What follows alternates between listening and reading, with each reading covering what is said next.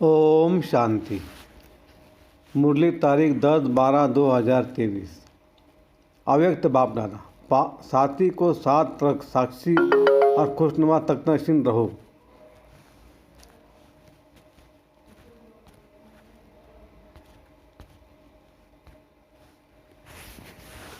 आज विश्व कल्याणकारी बाप विश्व के चारों तरफ के बच्चों को देख हर्षित हो रहे हैं। सभी बच्चों के स्नेह और सहयोग की रेखाएं बच्चों के चेहरे से दिखाई दे रही है। हर एक के दिल से मेरा बाबा यह गीत बाप दादा सुन रहे हैं। बाप दादा भी रेस्पॉन्ड में कहते, ओ मेरे अति प्रिय अति स्नेही लाडले बच्चे। हर एक बच्चा प्रिय भी है, लाडले भी है। क्यों? कोटों में कोई और कोई में भी कोई हो तो लाडले हो ना। तो बाप दादा भी लाडले बच्चों को देख खुश होते हैं। बच्चों को भी सदा खुशी में डांस करते हुए देखते हैं और सदा देखने चाहते हैं। खुशी में रहते हो तो है, लेकिन बाप सदा चाहते हैं सदा खुश रहते हो या खुशी में फ़र्क पड़ता है। कभी बहुत खुशी, कभी थोड़ी कम और कभी बहुत कम। बाप ने पहले भी सुना है कि वर्तमान समय आप बच्चों की विश्व को इस सेवा की आवश्यकता है। दो चेहरे से, नैनों से, दो शब्द से हर आत्मा के दुख को दूर कर खुशी दे दो। आपको देखते ही खुश हो जाए, इसलिए खुशनुमा चेहरा या खुशनुमा मूर्त सदा रहे, क्योंकि मन की खुशी सूरज से स्पष्ट दिखाई देती है। कितना भी कोई भटकता हुआ, परेशान, दुख की लहर में आए, खुशी में रहना असंभव भी समझते हो, लेकिन आपके सामने आते ही आपकी मूर्त, आपकी वृत्ति, आपकी दृष्टि आत्मा को परिवर्तन कर ले। आज मन की खुशी के लिए कितना खर्चा करते हैं, कितने मनोरंजन के नए नए साधन बनाते हैं। वह अल्पकाल के साधन और आपकी सदा काल की सच्ची साधना। तो साधना उन आत्माओं को परिवर्तन कर ले, हाय हाय ले आवे और वाह वाह लेकर जाए। वहाँ कमाल है परमात्मा आत्माओं की। तो यह सेवा करो। समय प्रति समय जितना अल्पकाल के साधनों से परेशान होते जाएंगे, ऐसे समय पर आपकी खुशी उन लोगों को सहारा बन जाएगी, क्योंकि आप है ही खुश नसीब। खुश नसीब है या नहीं? अधूरे तो नहीं है ही खुश नसीब। आप जैसा खुश नसीब सारे कल्प में कोई आत्मा ही नहीं। इतना नशा चेहरे और चलन से अनुभव कराओ। करा सकते हो या कराते भी हो। ब्राह्मण जीवन में अगर खुशी नहीं तो ब्राह्मण बनकर क्या किया? ब्राह्मण जीवन अर्थात खुशी के जीवन। कभी कभी बाप दादा देखते कोई कोई के चेहरे जो होते हैं ना, वह थोड़ा सा क्या होता है अच्छी तरह से जानते हैं, तभी हंसते हैं। तो बाप दादा को ऐसा चेहरा देख रहम भी आता और थोड़ा सा आश्चर्य भी लगता। मेरे बच्चे और उदास हो सकता है क्या? नहीं ना, उदास अर्थात माया के दास। लेकिन आप तो मास्टर मायापति हो। माया आपके आगे क्या है? चींटी भी नहीं है, मरी हुई चींटी। दूर से लगता है जिंदा है, लेकिन होती मरी हुई। सिर्फ दूर से परखने की शक्ति चाहिए। जैसे बाप के नॉलेज विस्तार से जानते हो ना, ऐसे माया की भी बहुरूपी स्वरूप की पहचान, नॉलेज अच्छी तरह से धारण कर लो। वह सिर्फ डराती है। जैसे छोटे बच्चे होते हैं ना, तो उनको माँ बाप निर्भय बनाने के लिए डराते हैं, कुछ करेंगे नहीं, जानबूझकर डराने के लिए करते हैं। ऐसे माया भी अपना बनाने के लिए बहुरूप धारण करती है। जब बहुरूप धारण करती है तो आप भी बहुरूपी बन सब उसको परख लो। परख नहीं सकते हैं ना, तो क्या खेल करते हो?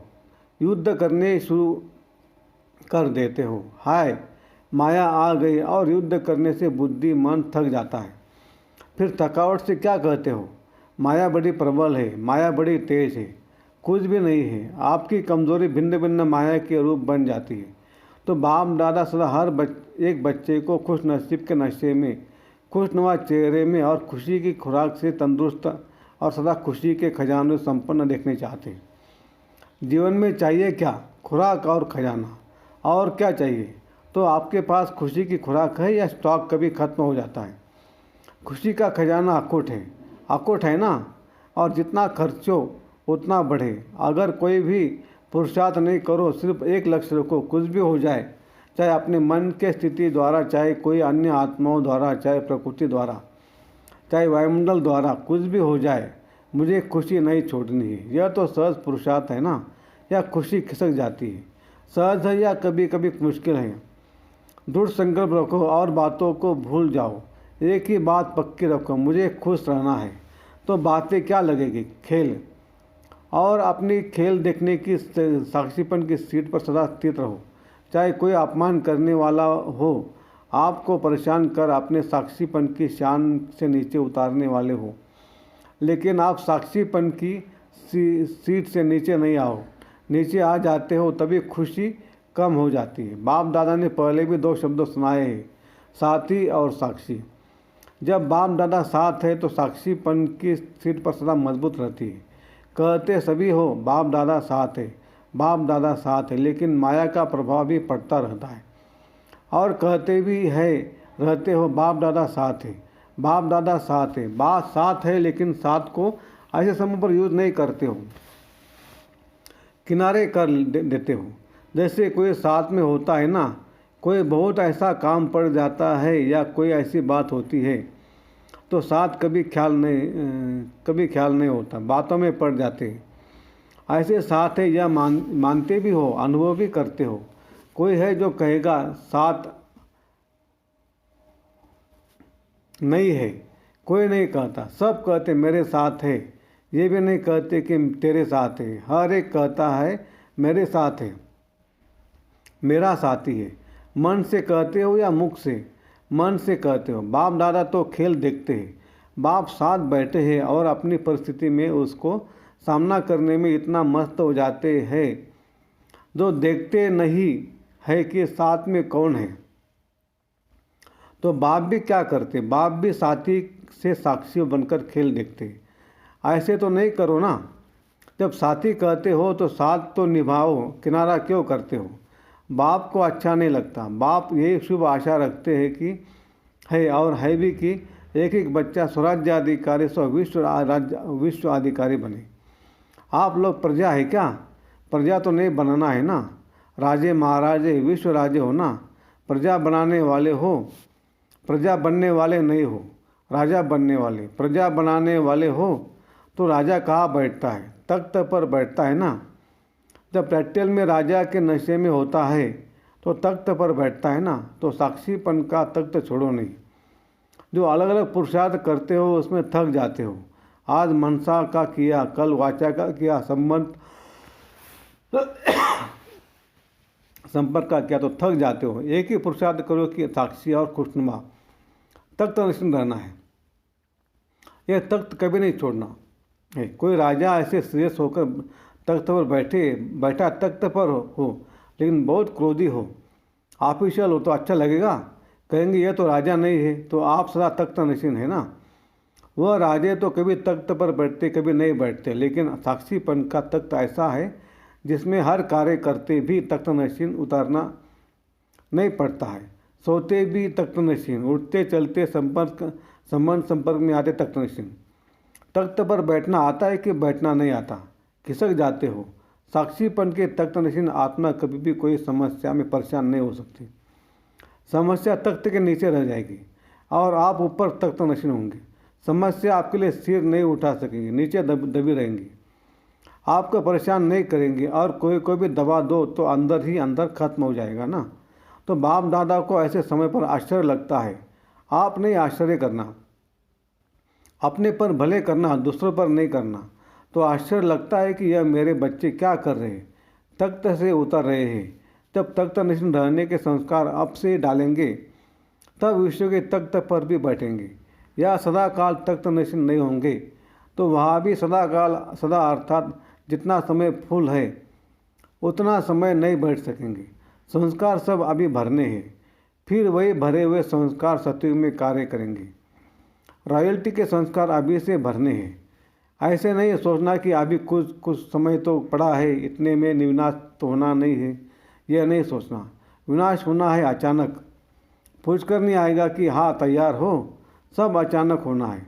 आप लोग भी ब्राह्मण कैसे बने, अचानक ही संदेश मिला, प्रदर्शनी देखी, संपर्क हुआ, बदल गए। क्या सोचा था कि इस तारीख को ब्राह्मण बनेंगे, अचानक हो गया ना। तो परिवर्तन भी अचानक होना है। आपको पहले माया और ही अलविदा बनाएगी। सोचेंगे हमने तो 2000 सोचा था, वो भी पूरा हो गया, अभी तो थोड़ा रेस्ट कर ले। पहले माया अपना जादू फैलाएंगी, अलबेला बनाएंगी। किसी भी बात में, चाहे सेवा में, चाहे योग में, चाहे धारणा में, चाहे संबंध संपर्क में, यह तो चलता ही है, यह तो होता ही है। ऐसे पहले माया अलबेला बनाने की कोशिश करेगी, फिर अचानक विनाश होगा। फिर नहीं कहना कि बाप दादा ने सुनाया ही नहीं, ऐसा भी होना है क्या? इसलिए पहले ही सुना देते हैं, अलबेले कभी भी किसी भी बात में नहीं बनना। 4 ही सब्जेक्ट में अलर्ट, अभी भी कुछ हो जाए तो अलर्ट। उस समय नहीं कहना बाप दादा अभी आओ, अभी साथ निभाओ, अभी थोड़ी शक्ति दे दो। उस समय नहीं देंगे, अभी जितनी शक्ति चाहिए, जैसी चाहिए उतनी जमा कर लो। सबको खुली छुट्टी है, खुले भंडार है। जितनी शक्ति चाहिए, जो शक्ति चाहिए ले लो। पेपर के समय टीचर व प्रिंसिपल मदद नहीं करता। डबल विदेशी बच्चों को देख बाप को भी डबल खुशी होती है। क्यों होती है? क्योंकि डबल विदेशियों को स्वयं को परिवर्तन करने में डबल मेहनत करनी पड़ी। इसलिए जब बाप दादा डबल विदेशी बच्चों को देखते हैं तो डबल खुशी होती है। वहाँ मेरे डबल विदेशी बच्चे, वहाँ डबल विदेशी हाथ उठाओ। विश्व के अनेक देशों के करीब 1000 भाई बहनें सभा में उपस्थित हैं। वाह, बहुत अच्छा, डबल ताली बजाओ। बाप दादा विदेश की सेवा के समाचार सुनते रहते हैं, देखते भी रहते हैं। रिजल्ट में सेवा का उमंग, उत्साह बहुत अच्छा है। सिर्फ कभी कभी अपने ऊपर सेवा का थोड़ा सा बोझ उठा लेते हो। बोझ नहीं उठाओ, बोझ बाप को दे दो। बाप के लिए वो बोझ कुछ भी नहीं है। लेकिन आप सेवा का बोझ उठा लेते हो तो थक जाते हो। सेवा बहुत अच्छी करते हो, सेवा के समय नहीं थकते हो। उस समय बहुत अच्छे चेहरों का फोटो निकालने वाला होता है। लेकिन कोई कोई सेवा के बाद थोड़ा सा थकावट के चेहरे में दिखाई देते हैं। बाप कहते बोझ उठाते क्यों हो? क्या बोझ उठाना अच्छा लगता है? यह आदत पड़ी हुई है। बोझ नहीं उठाओ। बोझ तब लगता है जब बाप साथ नहीं है। मैंने क्या, मैं करती हूँ, मैं करता हूँ, तो बोझ हो जाता है। बाप साथ है, बाप का कार्य है, बाप करा रहा है, तो बोझ नहीं होगा। हल्के हो, नाचते रहेंगे। जैसे डांस बहुत अच्छी करते हो ना, डबल विदेशियों की डांस देखो तो बहुत अच्छी होती है। अपने को थकाते नहीं है, फरिश्ते माफिक करते हो। इंडियन जो करेंगे वो पाँव थकाएंगे, हाथ भी थकाएंगे, लेकिन विदेशी डांस भी लाइट करते हो। तो ऐसे सेवा भी एक डांस समझो, खेल समझो, थको नहीं। बाप दादा को वह फोटो अच्छा नहीं लगता। सेवा का उमंग, उत्साह अच्छा है। और ये भी रिजल्ट बाप के पास है कि अभी थोड़ी सी बात में हलचल में आने की परसेंटेज बहुत कम है। मेजॉरिटी ठीक है, बाकी थोड़ी संख्या कभी कभी थोड़ा सा हलचल में दिखाई देती है। लेकिन आदि के रिजल्ट और आपके रिजल्ट में बहुत अच्छा अंतर है। ऐसा दिखाई देता है ना। अभी नाजुकपन छोड़ते जा रहे हैं। बाप दादा को रिजल्ट देख करके खुशी है। अभी छोटे छोटे माइक भी तैयार कर रहे हैं। अभी छोटे माइक है, लेकिन छोटे से बड़े तक भी आ जाएंगे। बाप दादा को याद है, आदि में यह विदेशी टीचर्स कहती थी कि वीआईपी को मिलना ही मुश्किल है। आना तो छोड़ो, मिलना ही मुश्किल है। और अभी सहज हो गया है, क्योंकि आप भी वीवीआईपी हो गए। तो आपके आगे वीआईपी क्या है? टोटल विदेश की रिजल्ट अच्छी है, सेंटर्स भी अच्छे हैं, वृद्धि को प्राप्त करते जा रहे। भारत में हैंड्स नहीं है, नहीं तो भारत में भी सेवा केंद्र तो बहुत खुल जाए। एक एक जोन वाला कहता है हैंड्स नहीं है। तो अभी इस वर्ष हैंड्स निकालने की सेवा करो, हैंड्स मांगो नहीं, निकालो और दान पुण्य करो। विदेश में यह बहुत अच्छा तरीका है। जहाँ भी सेंटर खुलता है वहाँ के ही लौकिक कार्य भी करते हैं, सेंटर भी चलाते हैं। कैसे चलेगा, कौन चलाएगा, यह प्रॉब्लम कम है। आप लोग यह नहीं सोचना कि हम लौकिक काम क्यों करें। यह तो आपकी सेवा का साधन है। लौकिक कार्य नहीं करते हो, लेकिन अलौकिक कार्य के निमित्त बनने के लिए लौकिक कार्य करते हो। जहाँ भी जाते हो वहाँ सेंटर खोलने का उमंग रहता है ना।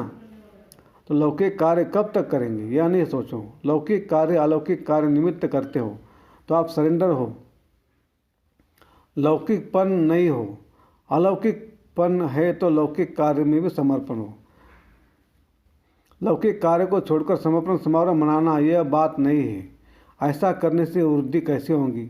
इसलिए लौकिक कार्य करते अलौकिक कार्य के निमित्त बनते हो। तो जो निमित्त लौकिक समझते हैं और रहते अलौकिकता में है, ऐसे आत्माओं को डबल क्या पदम मुबारक है। सिर्फ ट्रस्टी होकर करना, मैंपन में नहीं आना। मैं इतना काम करती हूँ, मैंपन नहीं। करावनहार करा रहा है, मैं इंस्ट्रूमेंट हूँ, पावर के आधार पर चल रही हूँ। अच्छा, आज डबल विदेशियों का टर्न है ना। आप लोगों को भी डबल विदेशियों को देख खुशी होती है ना। तो सभी डबल विदेशी खुशनुमा हो, हाथ की ताली बजाओ। अभी मधुबन में तो माया नहीं आती है ना। अच्छा, 1 सेकंड में बिल्कुल बाप समान अशरीर बन सकते हो। तो 1 सेकंड में फुल स्टॉप लगाओ और अशरीर स्थिति में स्थित हो जाओ। भाप दाने 3 मिनट ड्रिल कराइए। अच्छा, यह सारे दिन में बार बार अभ्यास करते रहो। चारों ओर के सर्व मायाजित प्रकृतिजित साक्षीपन के तख्त नशीन साथी के साथ का सदा अनुभव करने वाले, सदा दूरता सफलता को गले का हार बनाने वाले, सदा बाप समान लाइट रहने वाले, सदा अपने माइंड द्वारा विश्व को दुख अशांति की कमजोरी से छुड़ाने वाले, ऐसे मास्टर सुख के सागर, खुशी के सागर, प्रेम के सागर, ज्ञान के सागर बाप समान बच्चों को याद प्यार और नमस्ते। वरदान। परखने व निर्णय करने की शक्ति द्वारा सेवा में सफलता प्राप्त करने वाले सफलता मूर्त भव। जो परखने की शक्ति द्वारा बाप को, अपने आप को, समय को, ब्राह्मण परिवार को और अपने श्रेष्ठ कर्तव्य को पहचान कर फिर निर्णय करते हैं कि क्या बनना है और क्या करना है, वही सेवा करते। कर्म व संबंध संपर्क में आते सदा सफलता प्राप्त करते। मनसा वाचा कर्मणा हर प्रकार की सेवा में सफलता मूर्त बनने का आधार है परखने और निर्णय करने की शक्ति। स्लोगन। ज्ञान योग की माइट से संपन्न बनो तो किसी भी परिस्थिति को सेकंड में पार कर लेंगे। अच्छा, ओम शांति शांति शांति। शुक्रिया बाबा, शुक्रिया आपका, लाख लाख शुक्रिया। कम बोलेंगे, धीरे बोलेंगे, मीठा बोलेंगे, सोच कर बोलेंगे, तोल तोल के बोलेंगे और खुशी खुशी से घर जाएंगे। ओम शांति।